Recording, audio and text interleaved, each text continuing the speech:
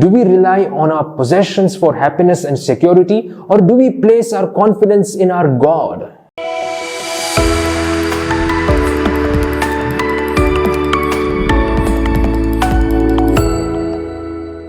Money is like seawater.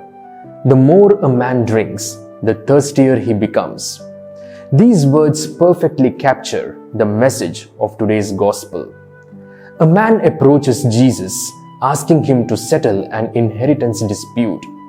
But instead of dividing the property, Jesus chooses to address a deeper problem: the greed that often hides within a human heart. He says, "Take care, be on your guard against all kinds of greed, for one's life does not consist in the abundance of possessions." To illustrate this, Jesus tells the parable of a rich man whose land produced a great harvest.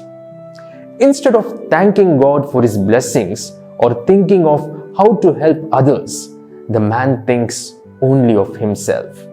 He says, "I will build bigger barns to store all my grain and goods.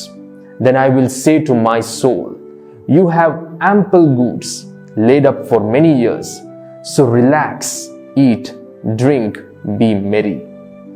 But that very night, God calls him a fool, saying, "This very night your life will be demanded of you, and the things you have prepared, whose will they be?" The man spent his life storing earthly treasures, but neglected to become rich in the sight of God. Saint Augustine once said, "He who is greedy is always poor." Greed creates a hunger that can never be satisfied. The more we possess, the more we crave. The rich man's barns were full, but his heart was empty. True joy and security cannot be found in wealth, power, or comfort, because these things perish. Saint Francis of Assisi, who gave up everything for Christ, reminds us beautifully, "Remember, when you leave this earth, you can take nothing with you except what you have given away." Today's gospel, my friends, challenges us to examine where our trust really lies. Do we rely on our possessions for happiness and security, or do we place our confidence in our God? Every blessing we have, our time, talents, and wealth, is meant to be shared with others. The more we give, the freer and richer we become in spirit.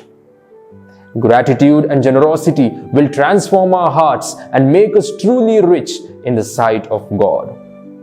Let us therefore not build bigger barns for ourselves, but open wide our hearts for others. For at the end of our lives, when we stand before God, He will not ask us how much we have, but how much we shared, how much we cared, and how much we loved.